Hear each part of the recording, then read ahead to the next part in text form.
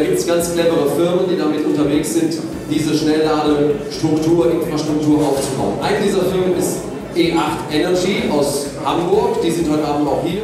Das können wir gerne gemeinsam. Ja, wir machen ja sowas. Wir nehmen ja Fahrzustände auf. Also wir machen sowas und nehmen Fahrzustände auf. Mein Interesse ist, ich muss auch ein bisschen an den TÜV denken, ich muss auch ein bisschen in die Zukunft denken. Entscheidend ist aber, dass bis jetzt, und auch wenn der Stecker bereits drin ist, keine elektrische Energie